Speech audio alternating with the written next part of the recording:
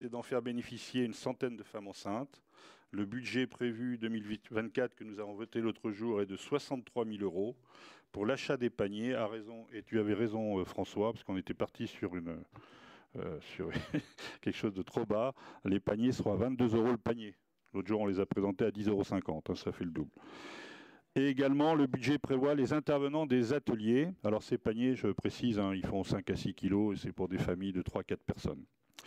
Le budget d'ailleurs est réparti sur les deux missions alimentation, agri et santé, ce qui permet d'ailleurs de dire que ce projet est transversal. D'ailleurs, on travaille de concert avec Vincent et si tu veux en rajouter, tu peux.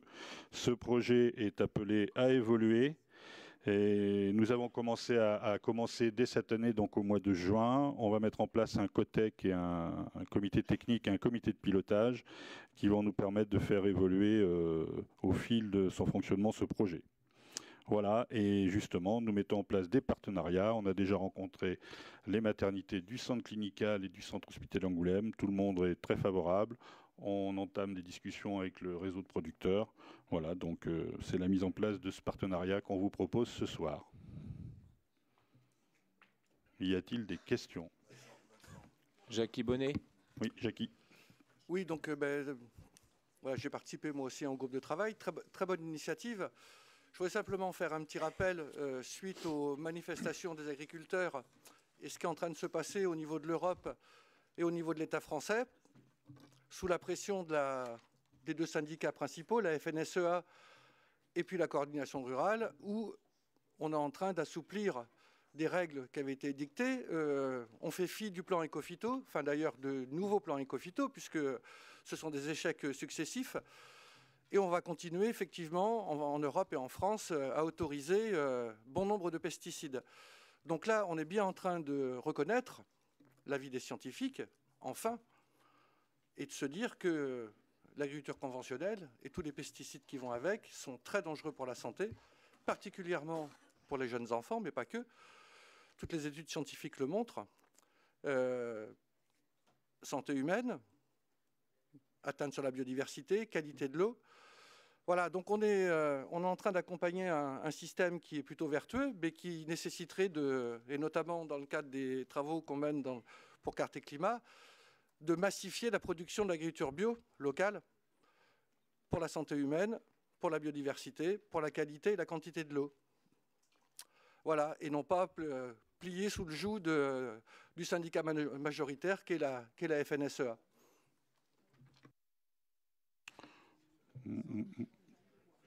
Non, moi je peux qu'adhérer à ce que tu viens de dire. D'ailleurs, sans parler d'autres expériences qui ont lieu autour de chez nous, c'est bien pour ça que nous, on a pris la décision de ne faire que des paniers de légumes bio. Voilà. Je confirme en complétant.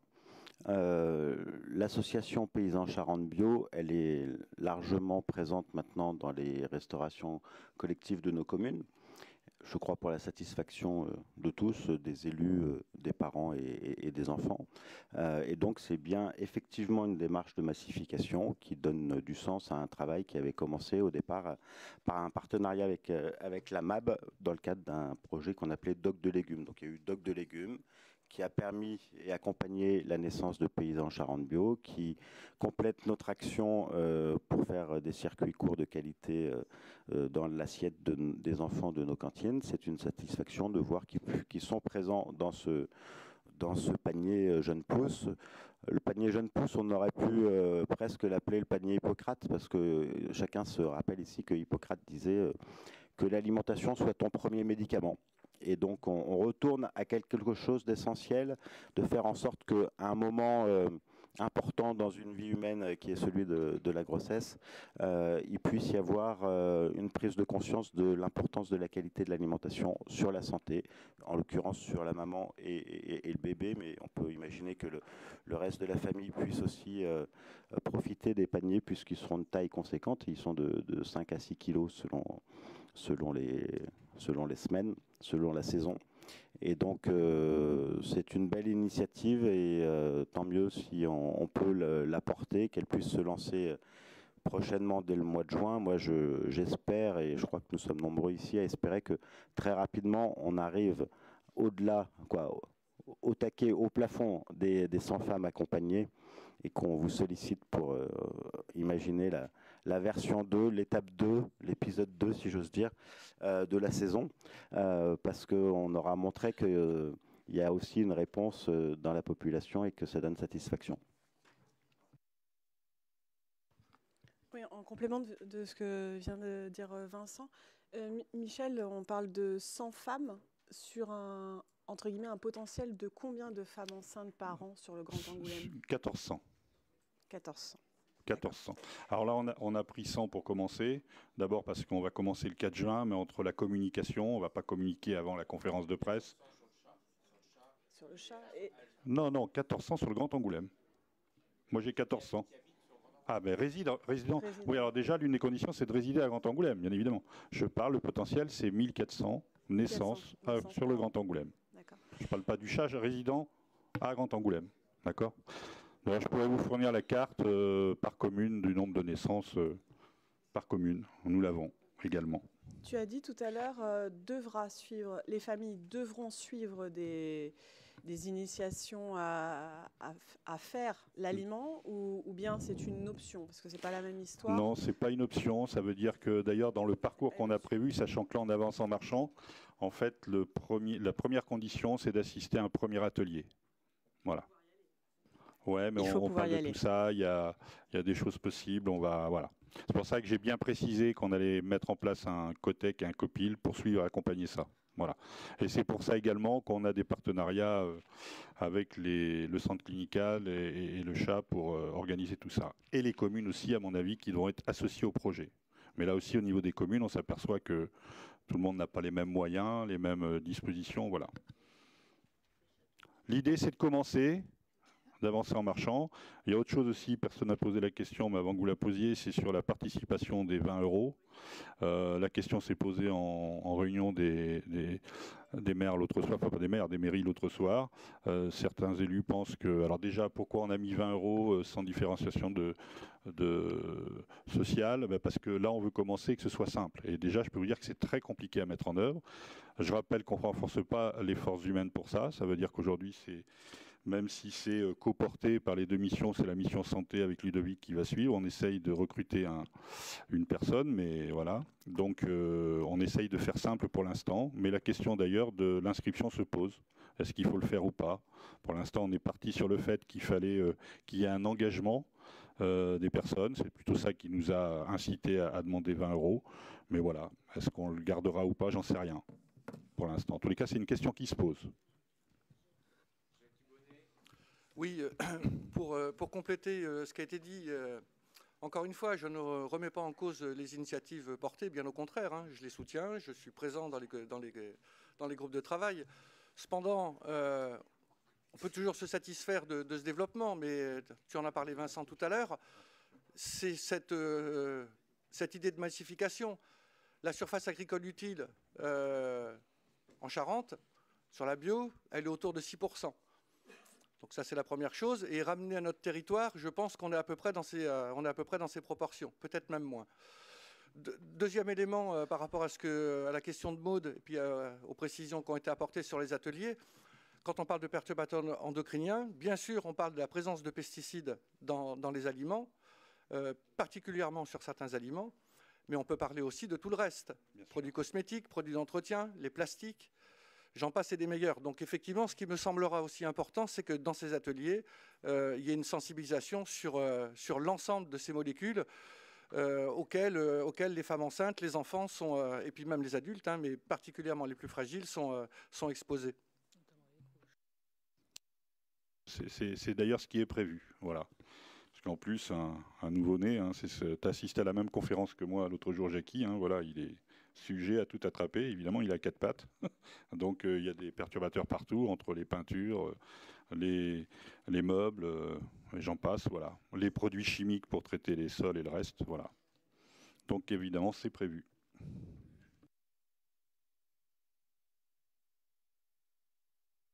D'autres questions, non? C'est bon. Voilà. Non, juste simplement insister sur le partenariat avec les EPCI autour de Grand Angoulême, en rappelant que beaucoup de femmes résidents hors Grand Angoulême viennent accoucher en fait au CHA comme au centre clinical, et que le centre hospitalier d'Angoulême a de belles labellisations en termes de santé environnementale, que ça va vraiment dans cette dimension-là, hein, c'est un très beau projet. Mais les mêmes femmes qui sont dans les mêmes ateliers de préparation en fait, hein, à l'accouchement, certaines vont bénéficier de ces paniers bio et d'autres ne se verront pas proposer ce genre de choses. Donc on a quand même tout intérêt à avoir un partenariat avec les EPCI qui entourent Grand Angoulême. Par rapport à la question de Maud, il y a une réponse qui me revient là, parce qu'en effet c'était une bonne question sur l'accompagnement, le déplacement, les mobilités, etc. Actuellement, il faut savoir que le centre hospitalier d'Angoulême fait déjà des ateliers, et actuellement 10% seulement des femmes y participent. Déjà. Voilà. Donc ça répond en partie à ta question.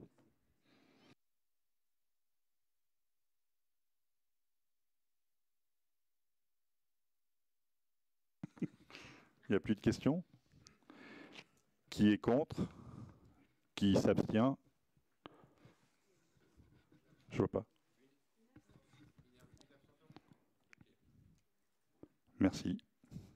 Merci Michel. On passe à la 5 avec Hélène. Merci Président. Voilà, il s'agit d'une demande de subvention exceptionnelle pour le soutien à la manifestation des 40 ans du Centre Information Jeunesse. Donc, le Centre d'Information Jeunesse organise cette année, pour son 40e anniversaire, différents événements associant partenaires, jeunes et grand public dans un cadre festif afin de mettre en valeur ses missions et les multiples projets réalisés par et pour les jeunes du territoire. Donc, le conseil d'administration du CIGE sollicite une subvention exceptionnelle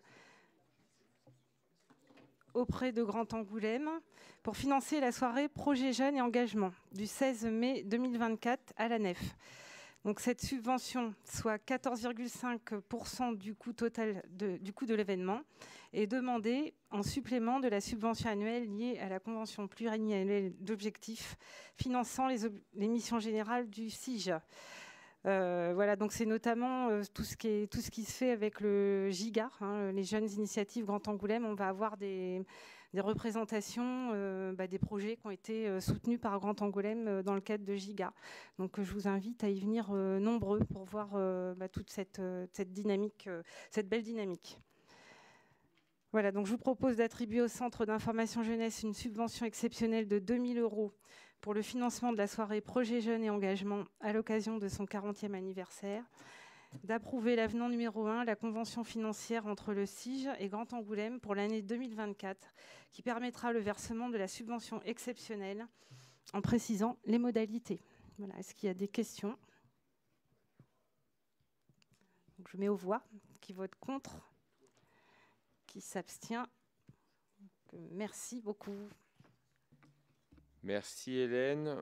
Passons donc à la 6 et à la 7 avec Anne-Laure Villemès-Guimotto. Bonsoir à tous, merci Monsieur le Président. Le contrat de ville 2024-2030 de Grand Angoulême conforte son périmètre géographique avec 5 quartiers prioritaires, Bel-Air-la-Grand-Fond, Bassaux, Grande-Garenne, l'Étang des Moines, Champ de Manœuvre et ma campagne, sur 3 communes, Angoulême, La Couronne, Soyaux. Ce contrat de ville a été élaboré en concertation étroite avec les 3 communes, la communauté d'agglomération et l'État pour définir les objectifs répondant aux besoins des quartiers dans le cadre de politiques locales menées. Et pour Grand Angoulême, les feuilles de route issues du projet d'agglomération vers 2030 ont aussi été déclinées dans le contrat. Des sondages auprès des habitants sur leur vécu quotidien dans le quartier ont été conduits entre juin et septembre 2023. Un carrefour des quartiers en décembre 2023 a été consacré à un diagnostic et des préconisations de la part des professionnels des 5 quartiers. À l'étude de cette démarche collégiale, 3 enjeux transversaux ont été définis pour ligne directrice du contrat, la citoyenneté, la transition écologique, l'égalité entre les genres et par ailleurs, conformément à la circulaire nationale, le contrat de ville 2024-2030 décline des priorités à l'échelle de chacun des quartiers, par exemple l'emploi, la santé, etc. La gouvernance du contrat de ville a été consolidée aussi par une cellule de pilotage en charge d'une coordination plus étroite de l'action publique en faveur des 5 quartiers et une évaluation objective sera faite tous les ans avec un bilan au bout de 3 ans. Et puis la nouveauté dans ce contrat de ville, qui n'était pas une demande de l'État, c'est la participation citoyenne, puisqu'il ne parle plus de conseil citoyen. Et donc nous avons décidé de mettre en place à Grand Angoulême, en accord avec les communes, la mise en place de tables citoyennes, ça sera des lieux conviviaux pour échanger autour de thèmes. Les premiers seront sur la propreté, ceux qui suivront seront sur l'emploi. S'il y a des questions. Oui, Zara. Ce n'est pas spécialement une question, mais peut-être rappeler que c'est compliqué aujourd'hui de savoir quel financement on va pouvoir mettre sur tel projet, du fait qu'aujourd'hui l'État ne sait toujours pas quelle enveloppe sera dédiée à la politique de la ville, et sachant qu'elle sera forcément réduite. Donc ça veut dire derrière moins d'actions à mener sur ces quartiers prioritaires. Alors, comme j'ai eu la question en commission, j'ai directement été réclamée à la source. Donc, la réponse est, nous n'avons pas de baisse au niveau départemental, mais plutôt une légère hausse on risque d'avoir. Voilà, donc c'est plutôt positif, on risque d'avoir. Mais en tout cas, il n'y a pas de baisse. Voilà. Pour notre territoire, il n'y aura pas de baisse. Non, voilà. Oui, Jackie. Oui, simplement pour compléter, là aussi, enfin, moi j'avais posé la question effectivement en commission de préparation. Les communes concernées, Angoulême, la Couronne, Soyaux, sont bien au courant et bien conscientes de ce que ça représente en budget dédié si on veut mener des politiques efficaces. Ce sont des charges supplémentaires via certaines associations partenaires, mais pas que, des actions aussi portées en propre par nos 3 collectivités. On a fait faire une analyse, nous, des besoins sociaux récentes sur la commune, mais c'est forcément le cas aussi sur Soyaux et sur Angoulême. Les problématiques sociales, elles augmentent. Certaines disparités, elles aussi, quelque part, s'accentuent. Et l'État aurait beau jeu, plutôt que de dire on baisse ou on maintient l'enveloppe, à les renforcer, parce que là aussi, la prévention, c'est important. Toutes ces actions d'accompagnement, on parlait de santé environnementale tout à l'heure, etc., sur l'accès à la culture, j'en passe et des meilleurs. On a besoin de moyens et malheureusement, encore une fois, l'État ne fait pas des bons choix. Bon, moi, je ne suis pas l'État, donc j'ai juste été chercher la réponse à la source. Pour le département, ça ne va pas diminuer, ce qui est déjà une moins mauvaise nouvelle que prévu. S'il n'y a pas d'autres questions, je mets aux voix. Qui s'abstient? Qui est contre? Merci.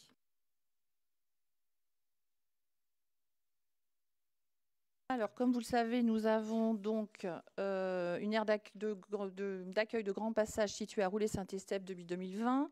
On a voté il y a quelques mois, par délibération, la période d'ouverture et de fermeture qui était fixée donc début mai jusqu'au 15 octobre. On a reçu une circulaire, une instruction au préfet qui demande que les aires de grand passage soient ouvertes jusqu'à fin octobre, au vu de l'organisation des Jeux olympiques pouvant modifier les déplacements habituels des gens du voyage. Donc, en accord avec le maire de la commune, pour l'année 2024 et de façon exceptionnelle, ils ont proposé de modifier la période d'ouverture et de fermeture de l'aire de grand passage jusqu'à fin octobre. Est-ce qu'il y a des questions?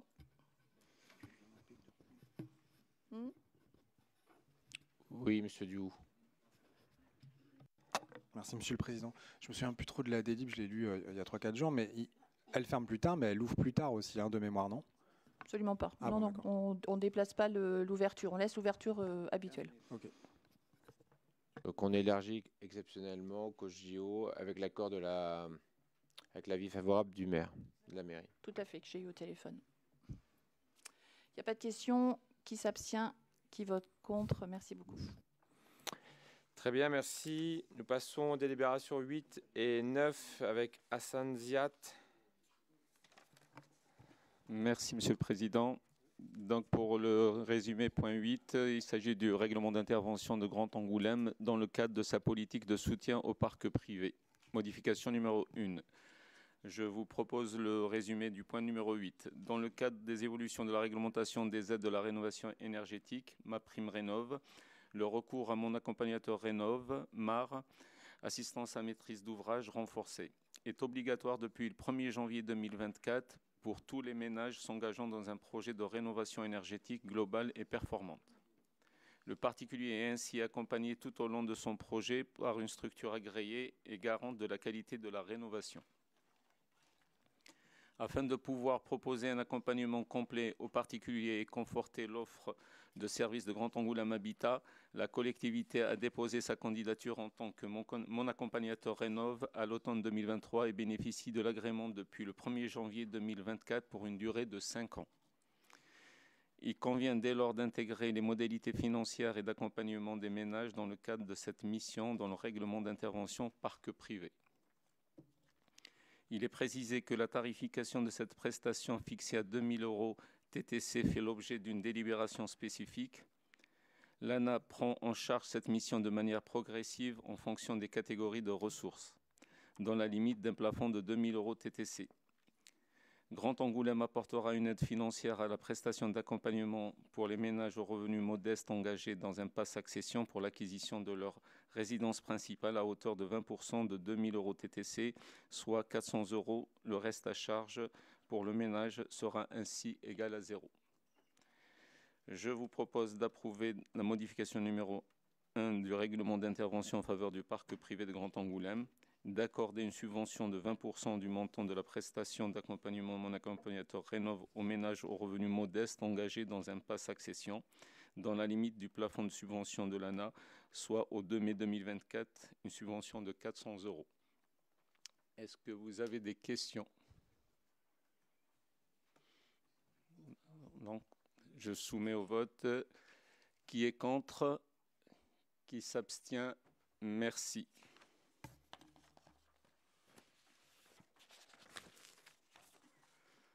On passe au point numéro 9. Toujours dans le cadre de mon accompagnateur Rénov', mise en place de tarifs pour la prestation d'accompagnement des ménages.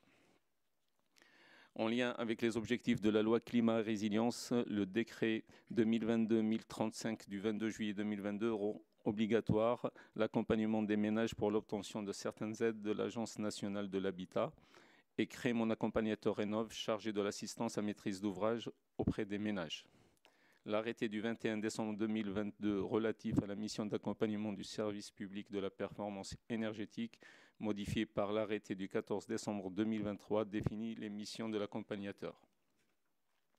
L'aide à l'élaboration du projet, la réalisation d'un audit énergétique, l'aide à l'analyse des devis, l'aide à la constitution du dossier de demande de subvention, l'aide au suivi de la réalisation et à la réception des travaux, 2 visites à domicile, dont une post-travaux visant à faciliter la prise en main du logement. La mission d'accompagnement est ouverte à toute structure publique ou privée répondant aux exigences de neutralité et d'indépendance vis-à-vis d'acteurs économiques de la rénovation énergétique et bénéficiant d'un agrément délivré par l'ANA. L'accompagnement est obligatoire pour tout ménage s'engageant dans une rénovation énergétique globale permettant un saut de 2 classes énergétiques minimum. C'est dans ce contexte que Grand Angoulême a souhaité déposer sa candidature en tant que mon accompagnateur Rénov'. Il s'agit à la fois d'assurer aux particuliers l'accès à ce service et de garantir la plus grande neutralité de l'accompagnement. L'agglomération a obtenu l'agrément à compter du 1er janvier 2024 pour une durée de 5 ans. En conséquence, Grand Angoulême doit définir les tarifs applicables à la prestation d'accompagnement en complément des modalités de financement définies par l'ANA. L'ANA prévoit la prise en charge de cette mission dans la limite d'un plafond de 2 000 € TTC de la manière suivante. 100% de subvention pour les ménages aux revenus très modestes, 80% de subvention pour les ménages aux revenus modestes, 40% de subvention pour les ménages aux revenus intermédiaires et 20% de subvention pour les ménages aux revenus supérieurs. La grille tarifaire prévoit la tarification proposée pour la mission assurée par le Grand Angoulême Habitat selon les deux cas suivants. Coût de l'accompagnement complet, 2 000 € TTC. Si le ménage dispose déjà d'un audit ou a bénéficié d'un accompagnement pré-travaux, 1 000 € TTC, il appartient au maître d'ouvrage de faire modifier l'audit si celui-ci ne correspond pas aux travaux effectués. Financement de Grand Angoulême. Grand Angoulême apportera une aide financière à la prestation d'accompagnement pour les ménages aux revenus modestes engagés dans un pass accession pour l'acquisition de leur résidence principale à hauteur de 20% de 2 000 € TTC, soit 400 €. Le reste à charge pour les ménages sera ainsi égal à 0. Il est précisé que Grand Angoulême n'apporte pas de participation financière aux frais d'assistance à maîtrise d'ouvrage pour les ménages aux revenus modestes non engagés dans un pass accession, les ménages aux revenus intermédiaires et supérieurs. Je vous propose d'approuver la participation de Grand Angoulême aux frais d'assistance à maîtrise d'ouvrage à hauteur de 20% de 2 000 € TTC pour les ménages aux revenus modestes engagés dans un pass accession. D'approuver les modalités de facturation de la prestation d'assistance à maîtrise d'ouvrage, d'approuver la grille tarifaire, d'approuver le contrat type d'assistance à maîtrise d'ouvrage. Avez-vous des questions? Oui, il y a quelques mois de ça, j'ai fait une proposition concernant la rénovation, les matériaux utilisés, notamment d'avoir des matériaux biosourcés ou issus de l'économie circulaire. La réponse qui m'a été faite, c'est bah ouais, mais ça va venir de Roumanie. On n'a pas ça chez nous. Bah, qu'est-ce qu'on attend pour développer une filière chanvre, par exemple, vertueuse en termes de production agricole, qui ne nécessite pas beaucoup d'eau, qui ne nécessite pas de pesticides, et puis de l'autre côté, bah, de développer une industrie quelque part et qui nous permettrait de produire effectivement à terme. Alors je ne dis pas que ça va se faire en claquant des doigts, hein, mais il y a peut-être un signal à envoyer et quelque chose à construire dans ce domaine-là. Oui, effectivement, c'est une réflexion à mener, sachant qu'aussi il y a une réflexion sur la formation de ces personnes qui utilisent les matériaux biosourcés aussi à mettre en œuvre. Donc tout ça, c'est une réflexion à mener, pourquoi pas. Est-ce qu'il y a d'autres questions? Je soumets aux voix. Qui est contre? Qui s'abstient? Merci. J'en ai terminé, Monsieur le Président. Merci beaucoup. Gérard Zafi pour les 3 prochaines délibérations. Merci Monsieur le Président, chers collègues. Donc, il s'agit des attributions des subventions culturelles pour l'année 2024 pour la Fédération des œuvres laïques et le Centre social, culturel et sportif Effervescence. Donc, Grand Angoulême accompagne la Fédération jarentaise des œuvres laïques dans le cadre de l'été actif pour un montant de 33 000 € ainsi que le Centre social, culturel et sportif Effervescence pour ses actions au titre de l'accueil de loisirs sans hébergement pour un montant de 340 000 €. Au titre de sa politique culturelle, Grand Angoulême souhaite également attribuer une subvention pour l'année 2024 à ces 2 structures pour un montant de 9 500 €. Je vous rappelle que tout élu qui pourrait être intéressé par ces versements, y compris à titre personnel ou familial, ne peut prendre part au débat et au vote. Les élus concernés par cette restriction sont invités à se faire connaître s'ils n'ont pas été cités. Sur proposition du groupe Culture, du 17 janvier 2024, je vous propose donc d'attribuer les montants de subventions culturelles suivants: 8 000 € à l'AFCOL pour le Festival du Livre Jeunesse 2024 qui a eu lieu du 21 au 23 mars 2024 et qui a remporté un franc succès, et 1 500 € au Centre social et culturel Effervescence pour sa programmation culturelle 2024. Est-ce qu'il y a des questions? S'il n'y en a pas, je mets aux voix. Est-ce qu'il y a des voix contre? Des abstentions? Je vous remercie. Je passe à la participation financière à l'École européenne supérieure de l'image. Donc, depuis 2017, Grand Angoulême adhère au conseil d'administration de l'École européenne supérieure de l'image et à ce titre contribue au financement de l'école. Une convention d'objectifs précise les grandes actions auxquelles l'école devra participer en 2024. Je vous rappelle que tout élu qui pourrait être intéressé par ce versement, y compris à titre personnel ou familial, ne peut prendre part au débat et au vote. Les élus concernés par cette restriction sont invités à se faire connaître s'ils n'ont pas été cités. Je vous propose donc d'approuver la convention financière et de partenariat pour l'année 2024 avec l'ESI et d'attribuer la participation financière d'un montant de 210 000 € à l'ESI pour l'année 2024. Est-ce qu'il y a des questions?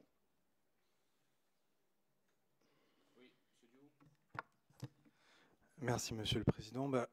Oui, alors une question sur le montant et qu'il faudrait peut-être aussi relier aux problématiques rencontrées désormais aussi par l'EMCA. Ces subventions, a priori, j'ai pas tous les tableaux en tête, mais ne suivent pas du tout l'inflation. Et les discussions que j'ai eues avec plusieurs membres de la direction et du personnel de cette école intègre dans le panel de problèmes qui se posent à ces deux structures le fait qu'effectivement les collectivités locales font fonctionner ces écoles via leurs subventions à des montants constants, quoi. Alors, je crois que c'est une question qui vous est souvent posée. Peut-être que vous apporterez encore la même réponse. Mais comme l'actualité est toujours aussi brûlante, je ne peux pas m'empêcher que de la poser ici, dans cette assemblée. Pourquoi n'augmentons-nous pas nos subventions? Puisque forcément, les coûts qui s'imposent à ces structures sont à l'image des coûts généraux de la société. Donc elles sont impactées, donc elles sont pénalisées si nous ne les aidons pas davantage, en fait. Voilà. J'aurais été étonné que vous ne réagissiez pas, Monsieur Duhaut, donc je suis plutôt content de vous avoir encore sur les mêmes questions posées systématiquement et sur justement la demande que je vous ai faite de venir me rencontrer pour qu'on puisse en discuter en dehors de ce conseil, de ces conseils, puisque je veux parler aussi bien côté municipalité que côté communautaire. Donc je vais quand même vous répondre, vous dire que, voilà, comme j'ai déjà répondu sur cette question-là, c'est que nous avons déjà donc parlé du fait qu'on avait tous sanctuarisé nos dotations depuis 3 ans, que vous savez que l'école donc a traversé une crise, qu'au bout de cette crise, il y a une médiation qui a été mise en place et que je vous apprends donc, je suis étonné aussi que Martine Pavie ne nous en ait pas parlé, puisque vous êtes quand même du même groupe, que nous avons eu donc un vote, que ce soit du débat d'orientation budgétaire, que ce soit du budget, à l'unanimité, donc par les représentants du personnel comme de toutes les personnes qui constituent le conseil d'administration. Donc nous venons de tourner une nouvelle page pour l'école. Je ne vous dis pas que tout est réglé, je n'ai absolument pas dit ça parce que je sais que j'y aurai droit la prochaine fois, donc je ne dis pas que tout est réglé, je dis simplement qu'on a mis tout en place pour que ça puisse l'être, et c'est plutôt bien parti, et actuellement les discussions continuent avec des groupes de travail et la nouvelle organisation de l'école a été mise en place. La prochaine fois, nous renouvellerons notre confiance au directeur de l'école donc lors du prochain conseil d'administration. Et pour aller plus loin, comme ça au moins j'en aurais parlé encore aussi à cet endroit-là, et comme j'en ai déjà parlé à la mairie, je recevrai donc les représentants du personnel le 14 mai pour parler avec eux des problèmes que sont les problèmes d'immobilier que nous sommes en train de régler, que ce soit au niveau d'Angoulême comme que ce soit au niveau de Grand Poitiers. Voilà, est-ce qu'il y a d'autres questions ?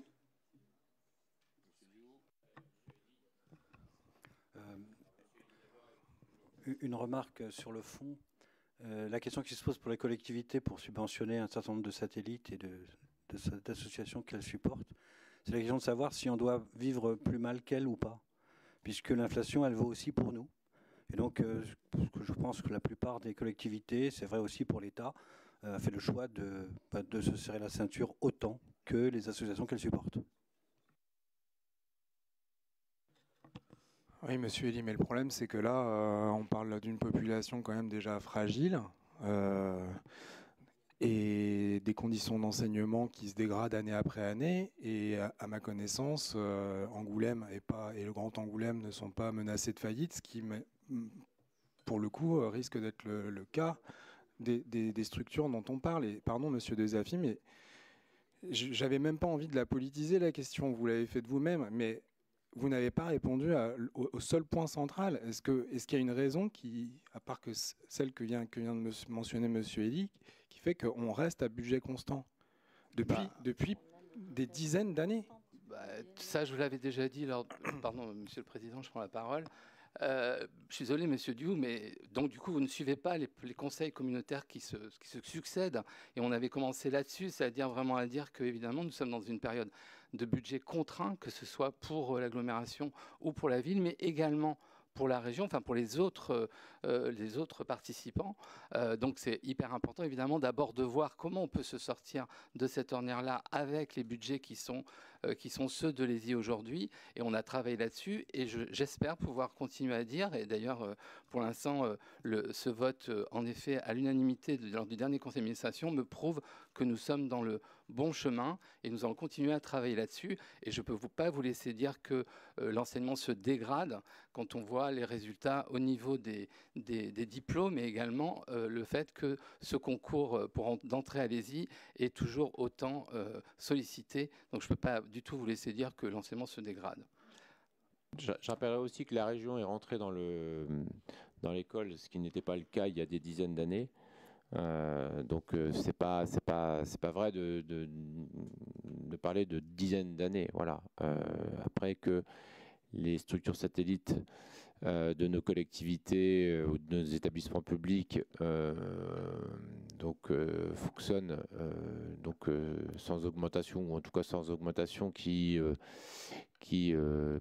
soit collée à l'inflation. C'est le débat même et le combat même de toutes les collectivités qui aujourd'hui souhaiteraient que leur DGF soit indexé sur l'inflation. Donc ça, c'était peut-être un vrai sujet, mais c'est malheureusement comme ça. Pour autant, je crois que les collectivités, quelles qu'elles soient, que ce soit Jean-Jacques pour l'agglo, Gérard, et puis la région et l'État, en tout cas, font en sorte font en sorte que l'école puisse repartir sur de bonnes bases, quoi. Voilà. Ce n'est pas facile, c'est facile pour personne, quoi, pour aucun établissement public culturel, malheureusement, et aucune collectivité aujourd'hui. On me voit cette subvention. Oui, M. Diouf. Mais vous dites qu'il faut que ces écoles fassent un effort à l'image de ce que font nos collectivités. Mais à ma connaissance, on a quand même des dotations qui sont malgré tout en hausse et un taux de pression fiscale en hausse aussi.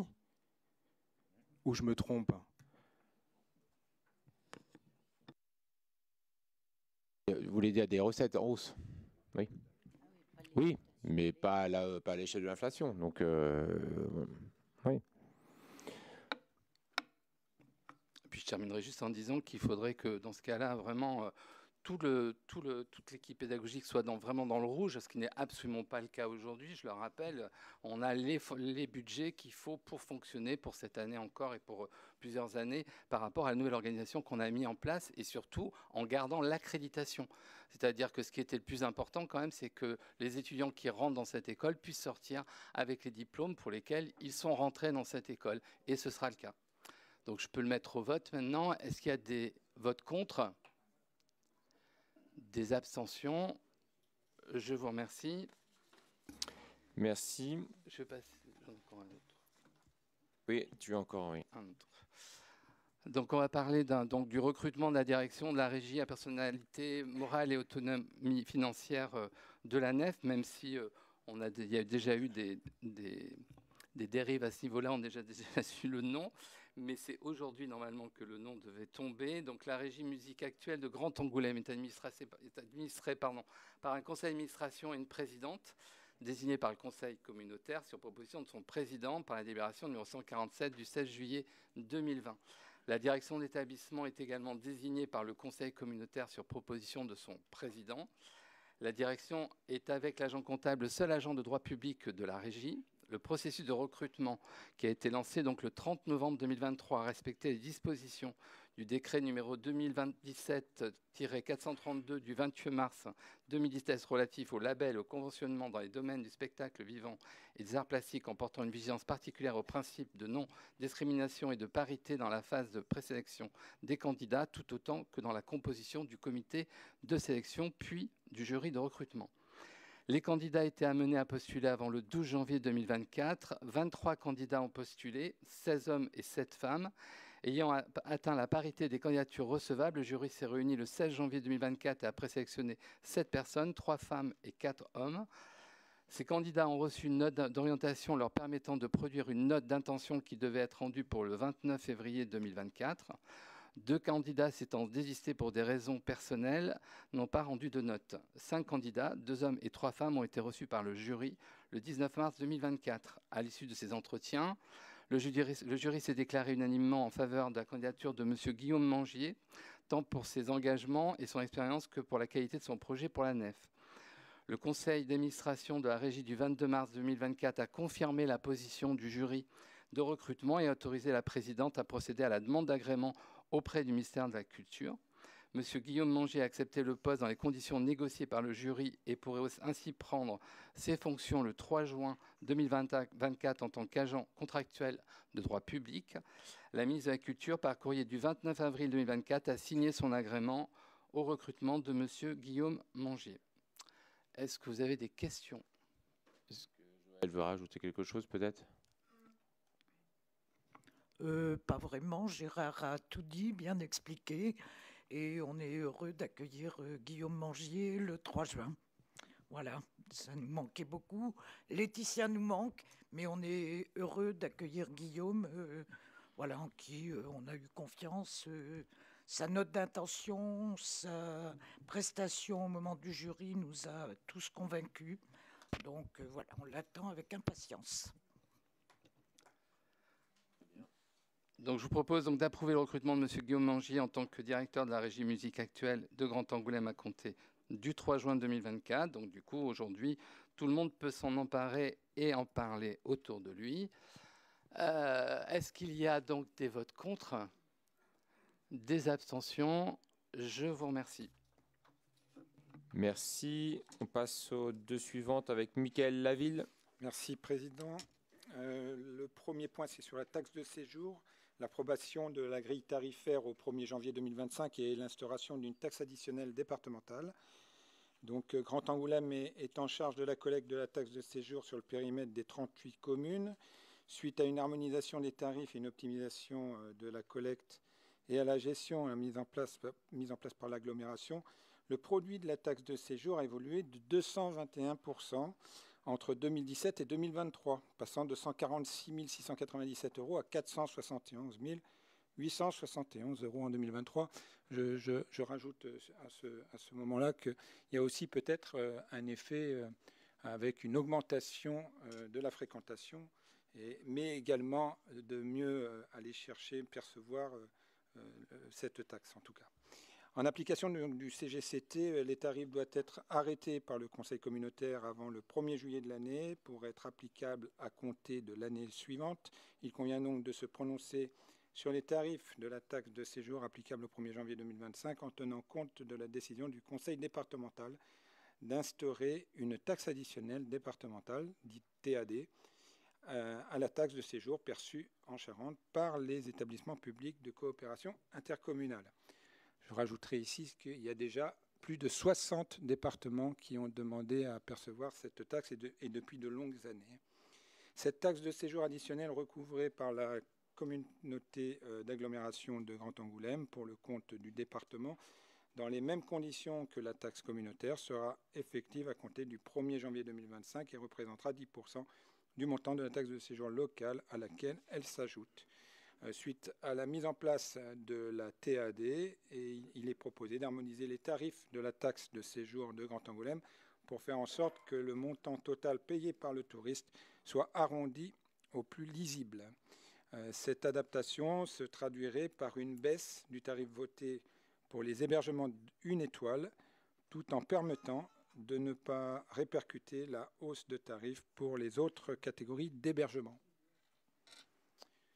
Donc, il vous est demandé, proposé d'approuver les conditions d'application de la taxe de séjour sur le territoire de Grand Angoulême, les tarifs ainsi que les exonérations et réductions liées à partir du 1er janvier 2025, de prendre acte de l'instauration d'une taxe de séjour additionnelle départementale de 10% à compter du 1er janvier 2025, de maintenir les 3 périodes de recouvrement de l'année civile et les 3 périodes de versement du produit de la taxe à la régie taxe de séjour, soit du 31 mai pour les taxes perçues du 1er janvier au 30 avril, le 30 septembre pour les taxes perçues du 1er mai au 31 août et le 31 janvier de l'année N+1 pour les taxes perçues du 1er septembre au 31 décembre.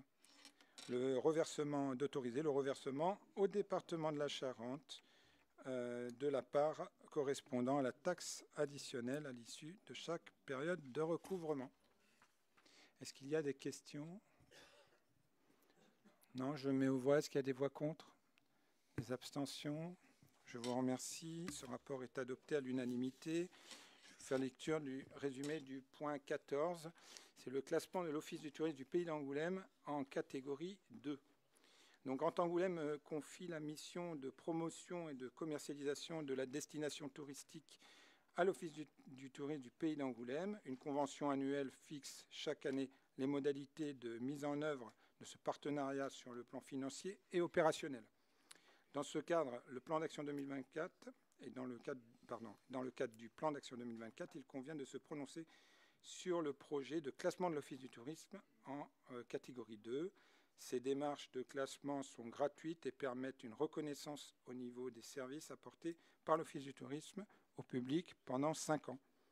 Vu l'avis favorable du groupe de travail élu tourisme du 27 février 2024, il vous est proposé d'approuver la demande de classement de l'Office du tourisme du Pays d'Angoulême en 2e catégorie et d'autoriser l'Office du tourisme à déposer un dossier de classement auprès des services de l'État.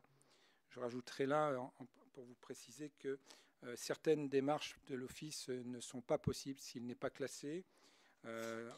Par exemple, la démarche de labellisation vignoble et découverte, ou alors encore des participations à des WordPress Destination France aux côtés de Charente Tourisme, impossible si nous ne sommes pas classés. Voilà. Il y a 2 types de classement. Aujourd'hui, on est non classé. Il y a le classement 2e catégorie et 1re catégorie que l'Office du tourisme pourra aller chercher une fois qu'on aura déménagé, ainsi que d'ailleurs la marque Qualité Tourisme. Ce sont des labels qui nous aident à participer à des démarches, qui nous permettent de participer à des démarches. Est-ce qu'il y a des questions par rapport à ce rapport? Je le mets aux voix. Est-ce qu'il y a des voix contre? Des abstentions? Donc, je vous remercie. Ce rapport est adopté à l'unanimité. Merci, Président. Merci. Nous passons à la 15 avec Yannick Perronnet. Oui, le point 15, convention de participation financière relative au transfert de verre avec Qualitum. Je vous propose le résumé du point numéro 15. La mise en place d'un budget annexe collecte a été votée en juin 2023 par Qualitum. La distinction des opérations de collecte ou de traitement effectuées historiquement par Grand Angoulême ou Qualitum a été affinée à cette occasion. Ainsi, pour le transfert du verre relevant de la compétence traitement, une convention est proposée pour que Qualitum participe financièrement à ces opérations actuellement assurées par Grand Angoulême. Il a été convenu que Qualitum prendrait à sa charge 60% du coût de transfert actuellement supporté par Grand Angoulême. La convention fixe les règles de ce montage. Sur la base des tonnages apportés en 2023 par Grand Angoulême, la participation s'élèverait à 25 765 € et 40 centimes. Je vous propose d'approuver la convention de participation financière relative au transport de verre entre Grand Angoulême et Qualitum, d'autoriser la refacturation annuelle à Qualitum de la part du transfert du verre qui lui incombe au titre de la compétence traitement. Est-ce que vous avez des questions ou des remarques? Moi, Président? Oui, je ne prendrai pas part au vote. Oui, Monsieur Duhoux. Oui, moi je voudrais, merci Monsieur le Président, je voudrais juste savoir comment a été arrêté ce chiffre de 60%. C'est une discussion qui a eu lieu entre le directeur du service déchets ménagers et le directeur de Qualitum, d'ailleurs qui concernait plusieurs flux croisés dépendant de la compétence traitement et collecte. Donc un équilibre a été trouvé. Je n'ai pas participé à ces discussions, je ne peux pas en dire plus. Peut-être on pourra revenir vers M. Duhoux pour lui expliquer. Patrick, peut-être. Oui, peut-être en marge du Conseil. Hein? Ok, monsieur Advenier sera à votre disposition. D'accord. On passe au vote. Qui est contre? Qui s'abstient?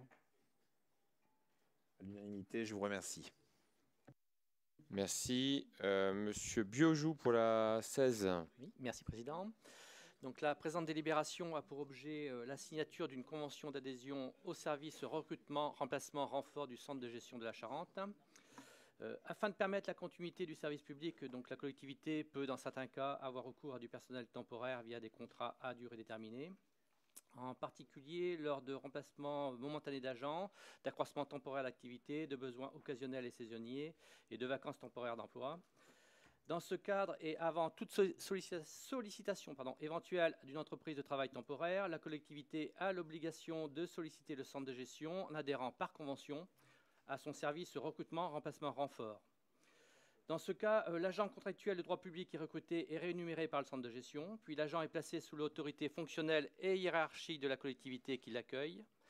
Cette dernière remboursant par la suite donc, au centre de gestion la totalité des salaires et des charges, ainsi que tous les frais qui sont prévus par le contrat de travail. Par ailleurs, si l'adhésion à ce service reste gratuite, la collectivité devra s'acquitter de frais de gestion à hauteur de 6% des salaires bruts versés à l'agent au titre de sa mission. Donc, la convention serait conclue jusqu'au 31 décembre, puis renouvelée par tacite reconduction jusqu'au 31 décembre 2026. Avez-vous des remarques ou des questions concernant cette adhésion à cette convention? Je soumets aux voix. Donc, je vous propose d'approuver la convention de partenariat et ses annexes avec le centre de gestion de la Charente. Merci.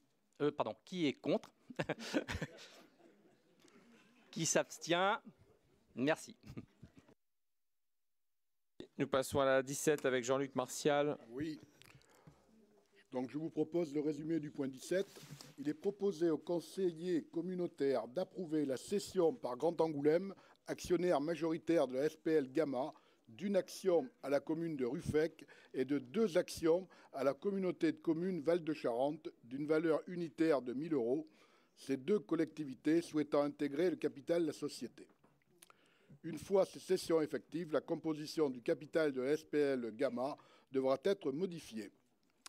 Donc, je vous propose d'approuver la cession de 3 actions de Grand Angoulême d'une valeur nominale unitaire de 1 000 € au profit de 2 nouveaux actionnaires, la commune de Ruffec et la communauté de communes Val-de-Charente, d'autoriser, Monsieur le Président, ou toute personne dûment habilitée à signer les demandes d'agrément de cession qui seront soumises au conseil d'administration de la SPL Gamma. Y a-t-il des questions? Non, pas de questions. Y a-t-il des personnes qui s'abstiennent? Des contre? Je vous remercie. J'en ai terminé, Président. Merci beaucoup. Donc, on en a fini. Oui, Raphaël Manzanas. Je ne sais pas si le règlement l'impose, mais...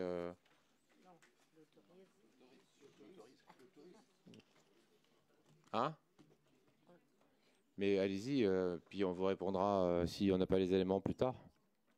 Les éléments, j'espère que certains d'entre vous les ont. J'ai été quand même assez surpris du ridicule qui a couvert la ville lors de votre voyage à New York, où sur Manhattan, on a pris quand même un vent assez général. Bon, il aurait suffi peut-être de regarder le film de Marie-France Bruyère pour comprendre qu'il n'y avait pas franchement de traces d'Angoulême à New York, donc de se déplacer pour y trouver du vent, c'est un peu dommage. Ma question, moi j'ai pas vu passer de mandat spécial concernant ce déplacement à l'agglomération. Il me semblait que c'était la ville, et uniquement la ville, qui prenait à sa charge le déplacement et aussi l'organisation des fêtes autour des 500 ans du voyage de Verrazzano. Donc ma question, elle est assez simple, au-delà du ridicule du voyage. Combien ça a coûté le déplacement? Je ne parle pas à monsieur le maire, puisque je pense que ça a été pris sur le compte de la ville, mais plutôt au vice-président en charge de la culture. Et pourquoi ce déplacement est pris en charge par l'agglomération, alors que c'est intégralement une initiative de la ville? Combien ça a coûté? Si vous n'êtes pas en mesure de le savoir, ça me semble d'autant plus grave, parce que ça reste quand même, à l'heure où on dit à tout le monde de serrer la ceinture, un voyage superflu, complètement en décalage d'un point de vue environnemental. Et si vous n'êtes pas au courant, c'est quand même de l'argent public. Donc ça m'embête très profondément que vous ne sachiez pas combien a coûté l'hébergement et le déplacement en avion. Bien. Je vais donner la parole à Gérard Dezafi qui a préparé évidemment cela. Mais vous savez, en période de vacances scolaires, prendre 2 jours et demi de mon temps, au lieu de passer du temps éventuellement auprès de mes proches, ce n'est pas forcément du vent et c'est bien pour travailler. Voilà, je dirais juste ça. Hein, parce que c'est facile d'utiliser les réseaux sociaux. Voilà. Gérard ? Oui, alors moi, donc, je suis très étonné. Puis, s'il te plaît, Raphaël, écoute, pardon, Monsieur Manzanas, parce qu'il vaut mieux qu'à ce niveau-là, mieux qu'on en soit à ce niveau-là d'attention l'un pour l'autre. Moi, je suis très étonné de l'étonnement que ça a suscité, ce déplacement. Peut-être et sûrement par une certaine méconnaissance de ce qui se passe à l'agglomération, c'est-à-dire au niveau de la coopération internationale. Tout d'abord, je voudrais que vous sachiez, pardon, Monsieur Manzanas, je vais avoir du mal, mais je vais quand même vous voyez. Par rapport à ce que vous êtes.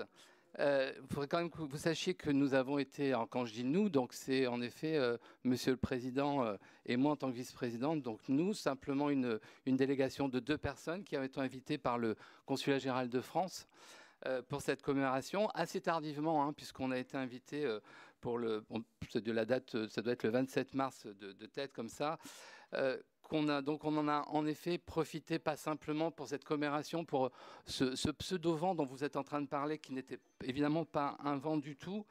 Nous en avons profité pour lancer une coopération internationale. Nous avons profité pour maximiser le temps que nous avions sur place, ces 2 jours et demi. Donc même s'il y avait très peu de temps, nous avons vraiment maximisé le nombre de partenariats que nous avons pu, de rencontres que nous avons pu faire. Je peux les citer, hein. Nous avons vu le directeur de la Villa Albertine, nous avons vu le directeur des services culturels de l'ambassade, nous avons la directrice culturelle du lycée français de New York, nous avons été reçus par des collectifs d'auteurs, nous avons été reçus également par une galerie d'auteurs de bande dessinée. Nous avons été reçus par les associations francophones de New York qui sont très importantes et d'ailleurs qui continuent à être nos ambassadeurs et faire en sorte que Angoulême soit connue telle qu'elle est connue aujourd'hui à New York. Non dans le Battery Park, en effet, sur un banc, quand on pose une question à un New-Yorkais et qu'on lui demande s'il connaît Angoulême, sa réponse est non et ça n'a choqué personne et ça n'a non plus étonné personne. Voilà, donc en tout cas, je terminerai surtout pour, comme précédemment, vraiment dire que non, je ne rentrerai pas dans ce jeu des réseaux sociaux, comme vous avez l'habitude de le faire, Monsieur Manzanas. Je ne rentre pas, je vous réponds tel que j'ai envie de vous répondre, Monsieur Manzanas, et c'est toujours facile de répondre en même temps qu'on est en train de parler. Vous ne m'avez pas entendu parler quand vous avez pris la parole. Donc je continue à vous dire que moi, il n'est pas question en effet que je réponde à vos attaques sur les réseaux sociaux qui sont vraiment de petites tenues. Par contre, je me tiens vraiment à votre disposition, Monsieur Manzanas, pour vous expliquer ce qu'est la coopération internationale au sein d'un conseil communautaire. Et puis alors, du coup, je voudrais même, avec ma casquette donc, de délégué municipal Ville Créative Francophonie, vous expliquer ce qu'est l'UNESCO et surtout le réseau des villes créatives pour vous éviter de faire des espèces de raccourcis entre les choses que vous pouvez annoncer. Et puis je rappelle aussi que tout ça, c'est pas venu comme ça. On n'a pas décidé comme ça. Enfin, la rencontre avec New York, en effet, il y a eu le film, très beau film de Marie-France Brière sur cette découverte de Verrazzano, la baie de New York, qui s'est donc appelée La Nouvelle Angoulême. Mais il y a eu aussi de la bande dessinée. Il y a eu donc une œuvre de bande dessinée qui a été faite. Et puis on a travaillé, parce que vous ne l'avez pas entendu, pourtant ça fait aussi partie de délibération. On a travaillé avec le conservatoire. Et ça a été les premiers d'ailleurs sur la relation qu'on peut avoir entre l'agglomération et la ville sur les 500 ans de cette commémoration. On a travaillé dès le mois de novembre avec le conservatoire, avec des concerts qui ont été donnés même en collaboration. Je vais vous l'apprendre aujourd'hui si vous ne lisez pas la presse, ou du moins si vous en lisez ce que vous en avez envie, avec Grand Cognac, pour lequel en effet on a pu faire en effet ce parcours d'éducation artistique. Et c'est un travail évidemment commun qui avait d'ailleurs été lancé au tout départ par l'agglomération.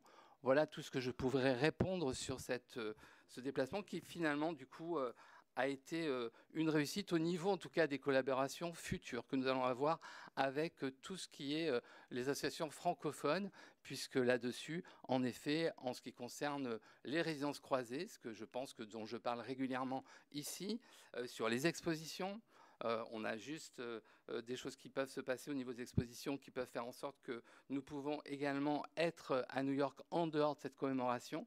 Et puis que malgré tout, nous étions là, en effet, le jour de l'anniversaire de ces 500 ans, sur place, avec la communauté aussi américano-italienne qui est très présente, qui était très présente là-dessus. Donc non, enfin pour moi, on n'a vraiment pas pris devant, on a plutôt été excessivement bien reçus tout au long de ces 2 jours et demi, et comme l'a dit Monsieur le Président, qui a été assez rapide et qui a fait voilà, qu'on a beaucoup travaillé pendant ces 2 jours et demi. Voilà ce que je vous souhaitais rajouter, Monsieur le Président. Mais Gérard se tient à votre disposition pour apporter toutes les questions que vous avez évidemment à poser. Monsieur Duhoux. Oui, pardon, je ne peux pas m'empêcher quand même de souligner quelque chose. Monsieur Desafi, vous avez textuellement dit à Monsieur Manzanas il y a 5 ou 6 minutes, je vais avoir du mal à vous voyez étant donné ce que vous êtes. Écoutez, Madame Villomès-Guillemotto, parce que d'habitude, c'est vous qui êtes très vigilante à l'esprit de cordialité et de respect. Sincèrement, j'ai été choqué, mais très choqué, et j'espère que vous aurez un moment l'occasion et la présence d'esprit de vous excuser pour ce que vous venez de dire, qui est très grave. Merci. Je vous rappelle que la date du prochain conseil communautaire est le jeudi 13 juin 2024 à 17h30 et Capot de l'Amitié vous accueille à la sortie pour rappeler les rapports cordiaux et humains que nous devons avoir entre nous.